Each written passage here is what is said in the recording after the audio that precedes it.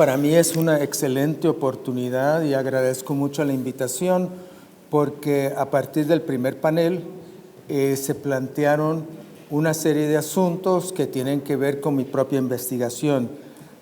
Yo tengo una investigación para libro que se basa en 3 casos en 3 ciudades distintas y que tiene su origen con cierta insatisfacción con la manera en que los museos, las bienales y otras instancias artísticas manejan la cuestión del arte y política.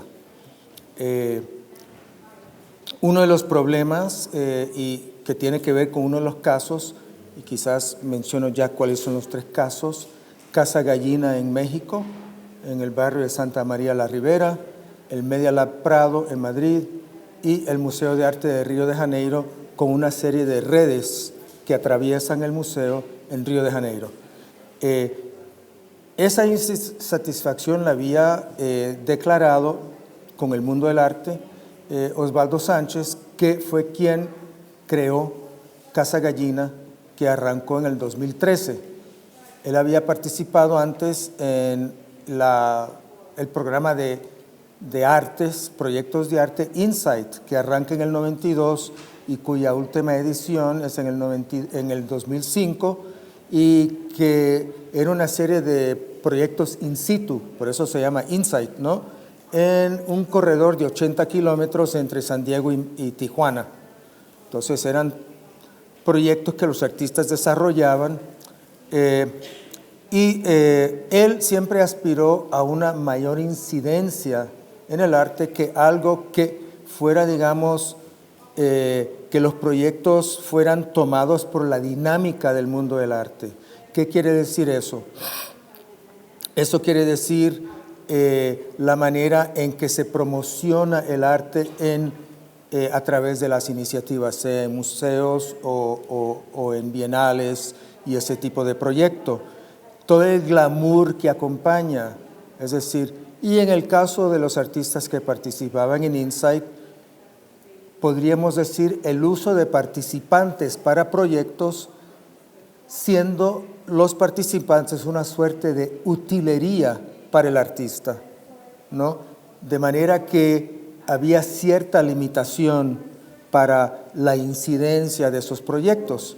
Y la otra cosa es que a menudo los proyectos quedaban en su nivel representativo y no tenían que ver, digamos, con un hacer o una acción que trascendiera el nivel representativo.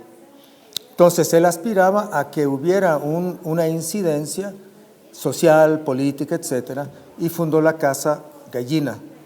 En la Casa Gallina, bueno, no voy a entrar en todos los detalles, aunque son importantes, de cómo se financia, etcétera. Es importante tener eso en cuenta, pero él logró convencer a los patronos de que no invadiera de ninguna manera el mundo del arte. Los mismos patronos no podían llegar a Casa Gallina en sus autos, por lo general tienen Mercedes y cosas por el estilo, que es un barrio de clase obrera, ¿no? Entonces, no quería que los residentes pensaran que esto venía de otro mundo. Entonces, se instalan y comienzan un proceso de más de un año de conocimiento mutuo con los vecinos, y con mediadores, ¿no? Mediadores tanto académicos, demógrafos, sociólogos, antropólogos, pero también con vecinos que iban haciendo, digamos, una suerte de cartografía colectiva de todos los aspectos del barrio: dónde están los comedores, qué tipos de negocios, dónde están los narcotraficantes, de todo. Y con el tiempo, a través del proceso de mediación, hacer entrar o invitar a entrar a los vecinos. En la medida que fueron entrando, no de inmediato todo el vecindario, sino paulatinamente, de boca en boca, se dieron cuenta que había recursos en Casa Gallina, y el objetivo de Osvaldo siempre fue algo como, a partir de los intereses de los vecinos, se podría formar, a crear proyectos, ¿no? Y que había una serie de mediadores en Casa Gallina que podrían ayudar a los vecinos a realizar proyectos. A la misma vez, él tiene, o la Casa Gallina tiene, una residencia artística y en cualquier momento pueden convivir en la residencia 3 artistas, y ahí el requerimiento para que un artista colabore es que no puede llegar con proyectos elaborados de antemano, sino que primero hay un proceso también de los artistas, de un reconocimiento, de ir conociendo vecinos, hasta que algo les llama la atención y esos artistas buscan una conexión con los vecinos, y si da cierta esa conexión, juntos a lo largo del tiempo van elaborando proyectos. Por contraste con Insight, que los artistas podrían pasar 2 semanas o un mes para elaborar un proyecto, aquí se trata de 2 años, pongamos, ¿no? De visitas a lo largo de 2 años, algunos han llevado 3 años. Es un proceso así de inmersión de los artistas. Entonces hay 2 tipos de proyecto: los que se elaboran a partir de una iniciativa totalmente desde los vecinos, y otros en colaboración los artistas con los vecinos. Y la Casa Gallina rehúsa otros aspectos del mundo del arte. No hay exposiciones en Casa Gallina, ¿no? Esto es muy importante porque se considera que lo que Tony Bennett había llamado el impulso expositivo corresponde a otro tipo de escenario, ¿no? Sobre todo en el mundo del arte. Y este se basa mucho más en el hacer juntos, Casa Gallina. Ese es un punto importante. Entonces, solo para resumir, que hay una dinámica que venga de los vecinos, y ahí plantean una serie de cuestiones que puede tener que ver con la desocupación o con la manera en que se llevan a cabo cuestiones en los comedores locales, el peligro de la gentrificación, ¿no? Y una serie de temas que van colocando ellos y que también los artistas pueden abordar. A la misma vez, yo más o menos contemporáneamente o un poco después de mi interés yo debo decir que yo había acompañado el proceso de Insight, ¿no? Y había escrito sobre el proceso de Insight. Entonces, y de hecho colaboré con Osvaldo y me interesó mucho este proyecto de Casa Gallina como una alternativa. Ahora, no es un museo, es decir, ahí se trató de inventar una manera distinta de operar, que no es museo ni casa de cultura, ni centro cultural, ¿no? Si es una casa vecinal que no tiene rótulo, ¿no? Y que la gente de una manera, digamos, más orgánica llega a entrar y aprender a hacer cosas ahí. Y hay mucho aprendizaje mutuo entre vecinos y mediadores y los directores. Más o menos simultáneamente yo me había interesado en Madrid por el Media Lab Prado, que tiene orígenes distintos. El Media Lab Prado nace en parte por un interés del gobierno conservador alrededor del año 2000 en que Madrid pueda establecerse como una ciudad creativa, digamos como Londres o como Barcelona, ¿no? Con una serie de laboratorios de Media Labs, ¿no? Se le pidió a un historiador de arte que dirigiera esto. Desde los años 90 había en Madrid, en los lugares más dinámicos, unos laboratorios, ¿no? En que colaboraban artistas, activistas y hackers. Entonces, esa es la combinación de actividad en Madrid, sobre todo en Lavapiés, ¿no? Ustedes los que han estado ahí pueden conocer espacios como La Tabacalera y otros que digamos son autogestionados por los que ocupan los espacios. En todo caso, algunos de esos actores, con ese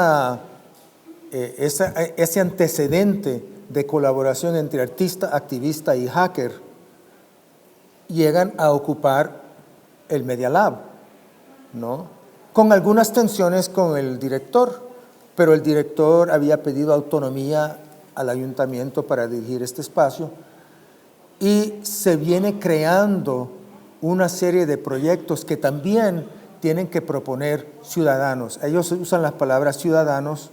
Claro que ahí está en jaque o en cuestión si todos los migrantes indocumentados, ellos incluyen, cuando se habla de cultura e innovación ciudadana, también a los migrantes indocumentados, ¿no? Que también pueden colaborar, pero su idea es de innovación ciudadana. Entonces la idea ahí de estas convocatorias que se hacían eran para proyectos que al inicio seleccionaban desde la junta de dirección del Media Lab y tenían que ser multidisciplinares y, muy importante, tenían que involucrar a gente de perfiles y proveniencias de vida muy distintas, profesionales, no profesionales, ¿no? Solo para dar un ejemplo, un proyecto y las preocupaciones que venían para estos proyectos venían de la sociedad civil. Entonces, por ejemplo, la calidad del aire. ¿Cómo se encara la calidad del aire? Entonces alguien proponía un proyecto que podía ser aceptado o no, y en un caso, el primero que yo vi, era un proyecto que requería ingenieros, programadores, taxista, ama de casa, etcétera, porque desde experiencias y los saberes que provienen de la experiencia podrían ir juntos tratando de encontrar, y esta es la frase que se usa en el Media Lab, modos de hacer juntos a través de esa diferencia, ¿no?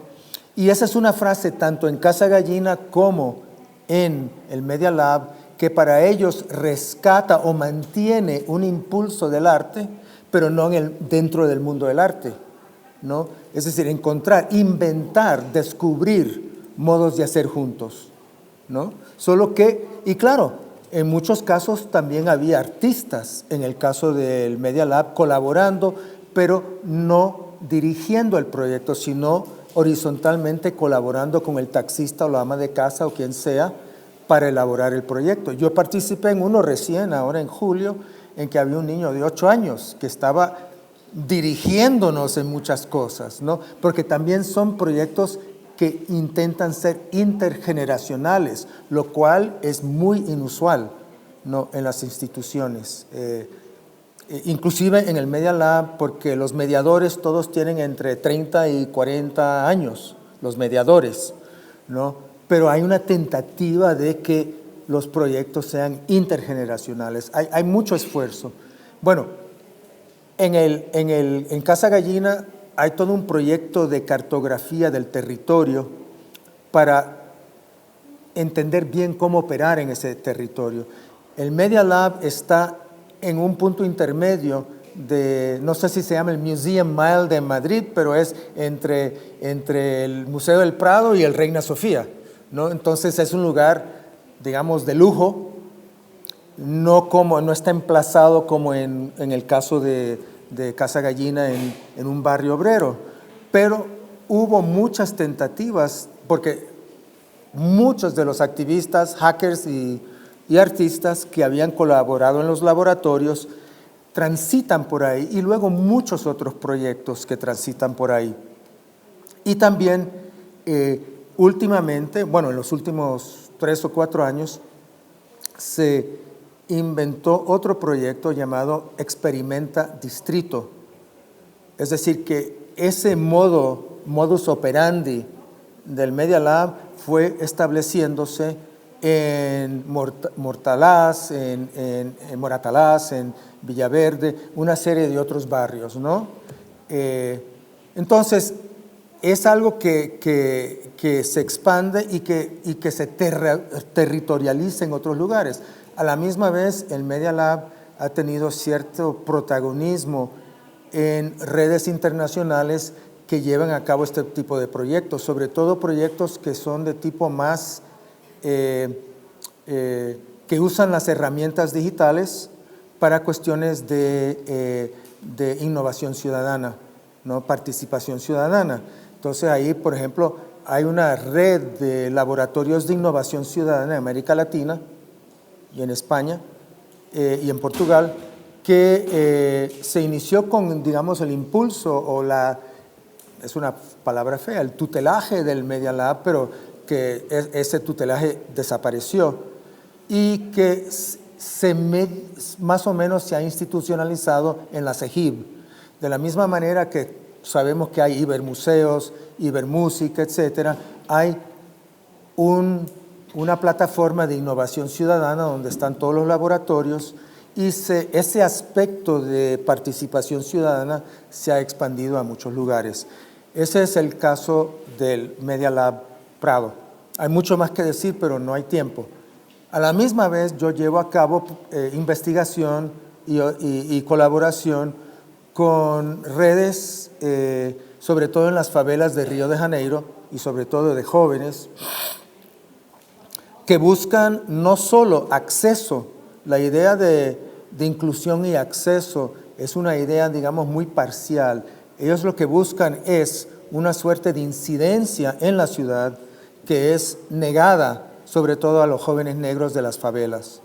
Y como sabemos, ha habido mucha violencia con los favelados, sobre todo, bueno, siempre, pero más todavía con el gobierno de Bolsonaro. En todo caso, le he dado seguimiento a estos. Ellos también trabajan a partir no del arte visual, sino el fundador es un dramaturgo y cineasta y escritor que ha trabajado con estos jóvenes, ¿no? Y los jóvenes, al inicio él había conseguido financiamiento para que pudieran financiar proyectos de innovación social, ¿no? En las favelas. Ese financiamiento desapareció porque en parte de Petrobras, y sabemos lo que pasó con Petrobras, ¿no? Es decir, que fue acusado de una serie de corrupciones y dejó de financiar proyectos de cultura. En cierto momento Petrobras daba más a cultura que el Ministerio de Cultura, ¿no? En Brasil.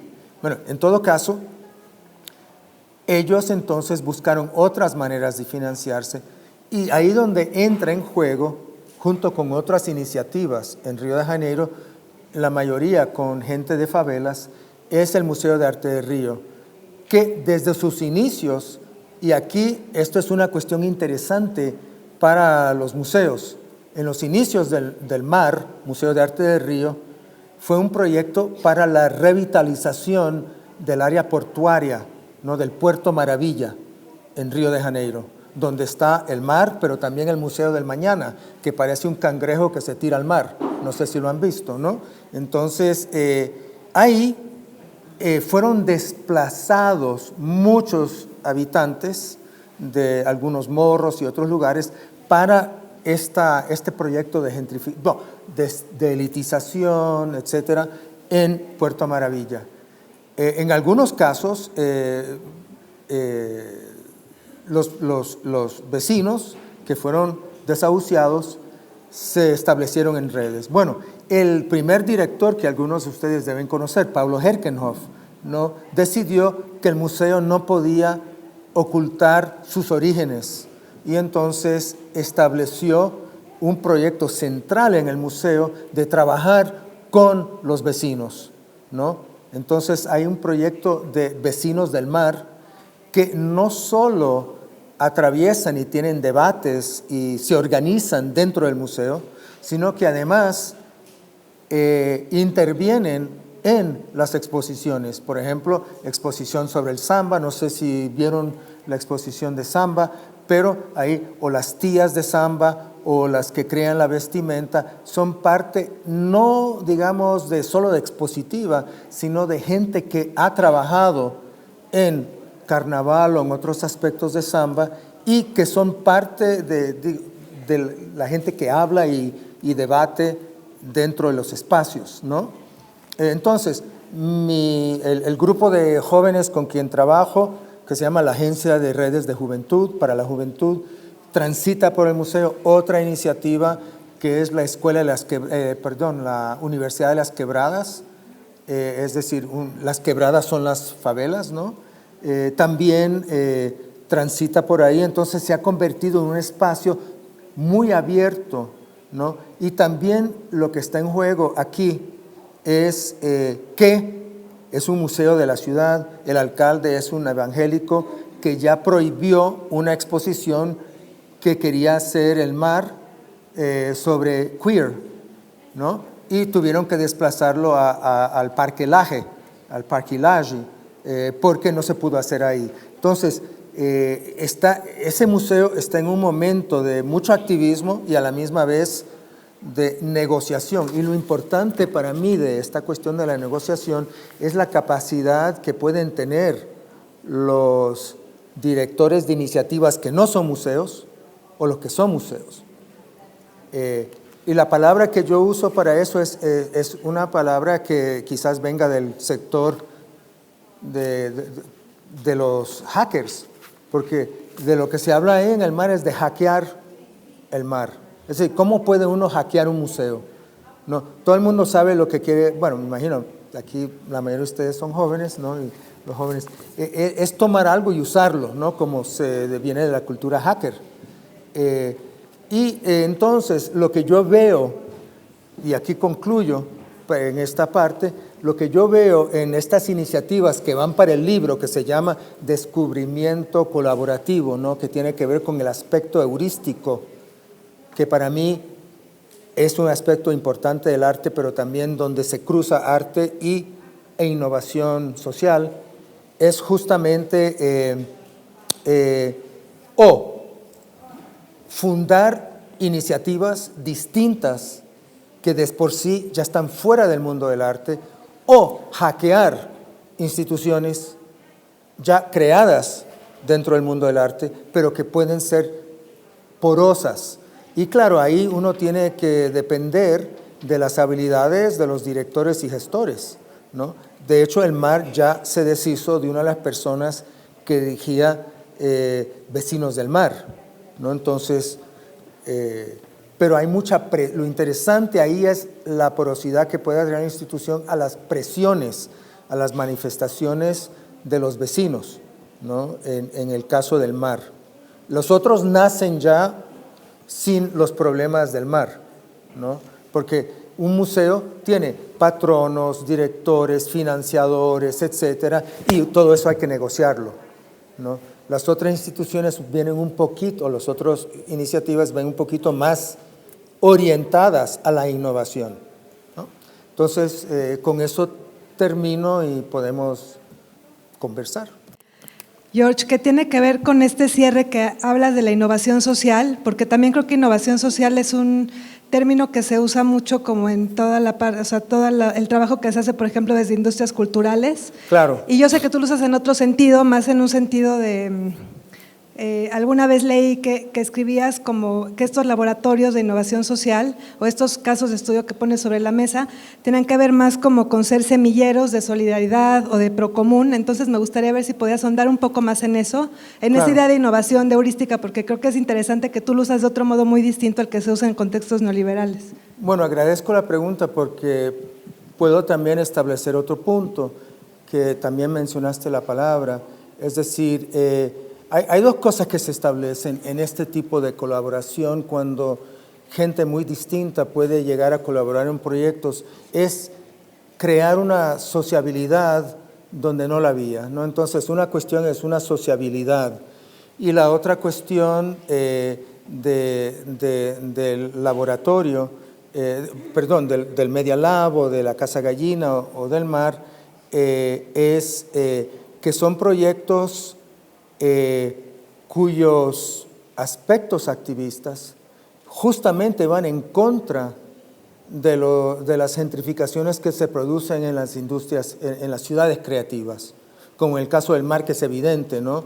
Es decir, claro, el museo fue creado como parte de ese proyecto, pero el primer director empezó a orientarlo para poder no solo debatir lo que había pasado, sino darle entrada a los activistas dentro del museo.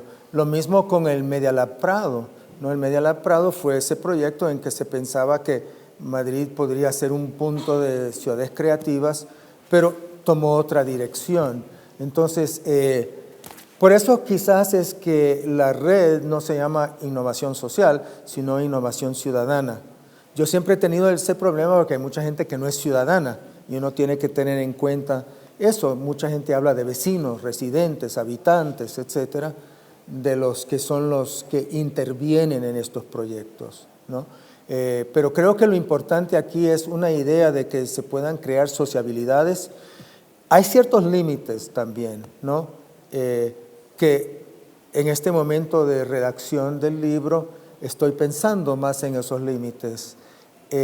Por ejemplo, salvo el proyecto de Río, que yo sepa, pero también puede ser que en Casa Gallina también, pero probablemente no en España por otra cuestión, es que hay una gran división que se produce entre evangélicos y otros, ¿no? En Río de Janeiro no, porque los que trabajan en las favelas, los chicos de las favelas, hay mucho evangélico y a los que le he dado seguimiento, puede haber chicos evangélicos trabajando con chicos trans, ¿no? Que es muy interesante que la ideología evangélica no necesariamente supera la sociabilidad que se crea en ese trabajo conjunto. España siendo, Madrid siendo otra cosa, es decir, no siendo América Latina, quizás el evangelismo no es tan fuerte ahí, ¿no? En Casa Gallina no sé por qué, no se me ha presentado el caso de mis observaciones de ver a evangélicos trabajando con los otros, ¿no? Aunque son vecinos, ¿no? Vecinos de clase obrera, entonces no sé quiénes serán evangélicos o no.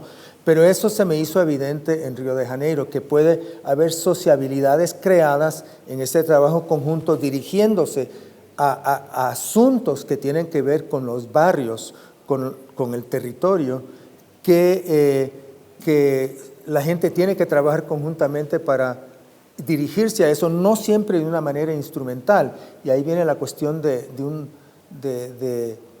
digamos, la sinergia que se produce en eso, que para mí es una suerte de paralelismo con el tipo de descubrimiento que se puede dar en el arte más convencional, solo que esto se da en el campo de lo social. Y la otra cosa que se habla mucho más en el caso del Media Lab, porque tienen el idioma y la palabra ya existía en español, el procomún. Es decir, ahí se dice, no, nosotros no estamos rescatando procomún en estas sinergias, ¿no? Sino que estamos creando. Yo creo que esto lo dijo Jorge Melguizo esta mañana. Es decir, que estamos creando, construyendo procomún, ¿no? Porque nosotros estamos acostumbrados a que el procomún, el aire, el agua, ¿no? Todo eso es algo que el capitalismo viene erosionando y que hay que rescatarlo. Pero también hay procomunes que la gente crea, nuevos procomunes que se van creando, ¿no? Y eso es también parte, claro, en Madrid es parte del discurso y de lo que se hace, pero es algo que se puede extender a los otros proyectos que vengo investigando para el libro.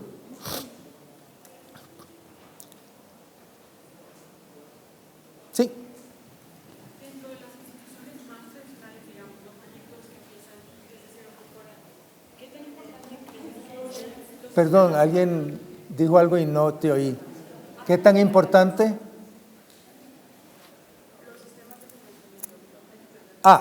Bueno, claro, por cuestión de tiempo no empecé con eso.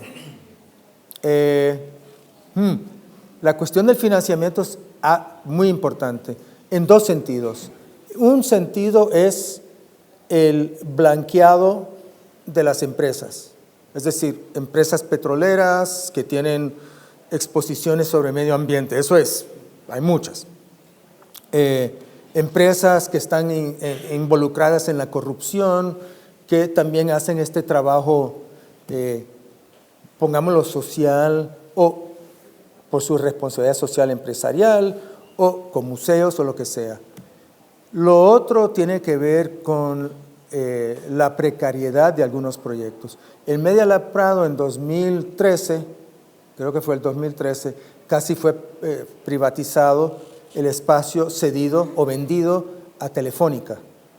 Entonces fue la presión de mucha gente, y ahí fueron muy duchos porque ellos trabajan mucho con audiovisual, se hicieron miles de testimonios de un montón de gente que había transitado por ahí para hablar de la importancia del Media Lab Prado, y al final no se le concedió a Telefónica, pero eso habría sido un golpe muy fuerte, ¿no? Cuando entró Ahora Madrid, que ya no está, entonces ahora tenemos que ver qué va a pasar con el Media Lab, pero cuando entró Ahora Madrid se empoderó todavía más y establecieron un programa con los empleados municipales llamado Madrid Escucha, ¿no? Muy interesante para, digamos, poner en valor lo que es el trabajo municipal, ¿no? Empleados municipales, ¿no? En el caso de Casa Gallina también hubo un momento de peligro. Hubo 4 financiadores, patronos de Casa Gallina en el inicio, y arranca en el 2013, 2 de Estados Unidos y 2 de México. Uno de los financiadores era, bueno, en realidad 2 porque se convirtieron en pareja, 2 estaban, o por lo menos él, que le interesaba más como filántropo del arte, echaba de menos que el proyecto no estuviera en las revistas, que no saliera en Art Forum, en Art News, ¿verdad? Que el nombre de los patronos no estuviera así, que no hubiera exposiciones. Entonces, yo estoy financiando algo y no hay exposición, no se me ve y no sé cuánto. No podían llegar en sus Mercedes y no sé cuánto. Entonces, y después ya en el 5º año, decide, vamos a vender la casa, porque eran los patronos que la compraron. Entonces ahí tuvo, otra vez, los gestores tienen que ser muy duchos, porque ahí se las arregló el director que había fundado para trabajar con 2 de los patronos, ¿verdad?, que estaban interesados mucho más socialmente y, digamos, socioculturalmente en el proyecto. Y entonces se les convenció que ellos compraran la casa y le dieran otro término de 5 años al proyecto, ¿no? Pero entonces sí, claro, el financiamiento es importante, y ahí el caso de Río de Janeiro, olvidándonos del museo, las redes sí logran tener cierto tipo de sostenibilidad más allá de los financiamientos. En este caso, el museo, que es financiado por la alcaldía, sí sirve como un lugar de cruce y de sinergias. Y claro, con el gobernador que tienen, no sé hasta qué punto el museo mismo sigue teniendo esa función, ya que Río de Janeiro es muy grande, hay gente que viene desde más de 1 hora de viaje para llegar y participar ahí, más allá de lo que hacen en sus barrios. Así que la cuestión del financiamiento es importante, ¿no? Sí. Uno se hace que oye mejor con los lentes.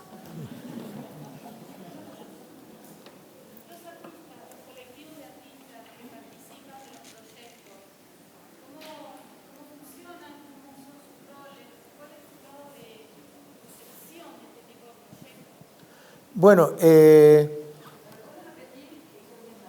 no se oyó.